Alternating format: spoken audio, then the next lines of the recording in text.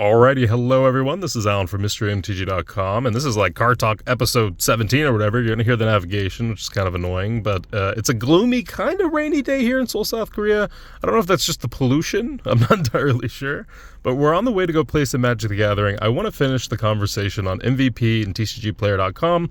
Now, we raised hell, a couple of other sellers raised hell. By sellers, I mean retail stores. Ultimately, we were told what they're doing potentially isn't right, so it's being investigated as they should not be able to be a pseudo distributor. And I said, well, yeah, I know you're going to investigate this, but you know where the product is coming. I'm talking about WOTC, of course. You know where the product's coming from. You know exactly what they did. How is a regular seller able to confirm, up to 2,000 booster boxes and be 100% sure that they can fulfill that? They can't.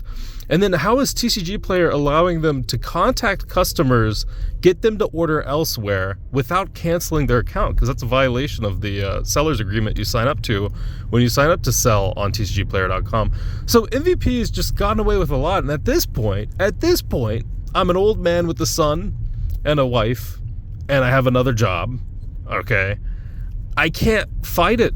Some people are just going to win. What else do you want me to say? We got a lot of Facebook comments, YouTube messages, Discord messages of people showing me screenshots of this and that and saying, yeah, MVP is super scummy and they're doing this and they contacted me about this.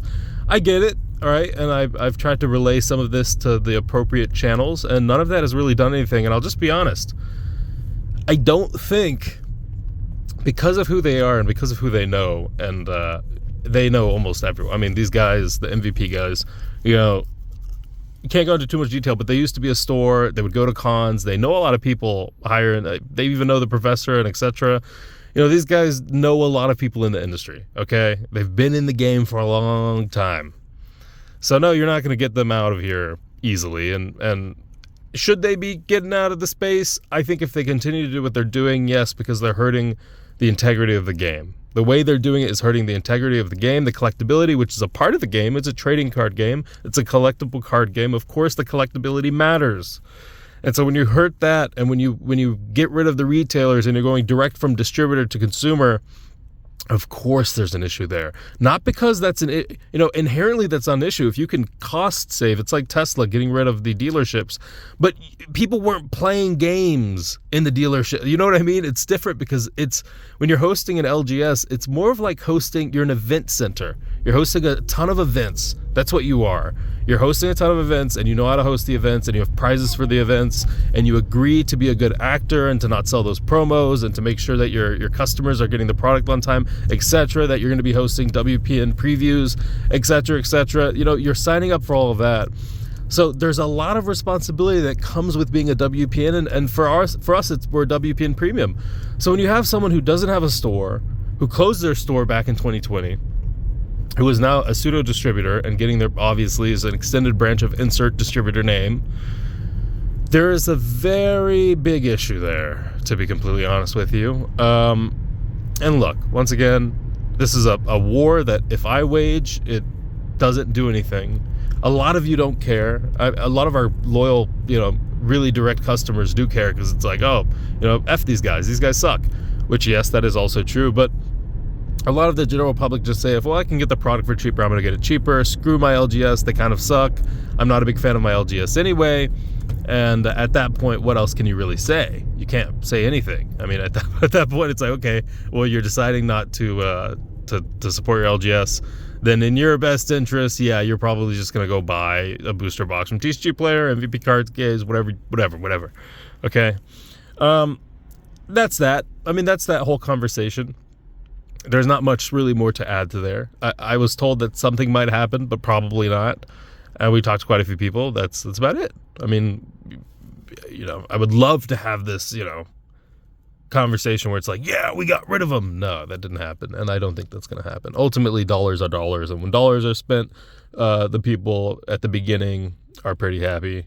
The people at the first step of that channel are pretty happy when big dollars are spent on product that might not otherwise have been sold. So I don't think they're really wanting to close that anyway. But all right, second topic, something a little bit, this is a little bit more positive, but I got a bad review the other day from someone who, and we reviewed the footage, and yeah, it was an employee who was having an off day, and they kind of ignored this guy as he came in, and he was a regular for like a year. We've had really good times with this guy, but he got so irked from that one experience, he left a bad review. And I want to just reiterate something to you guys about Mystery MTG. It's not my full-time job. Our warehouse manager, it's not his full-time job.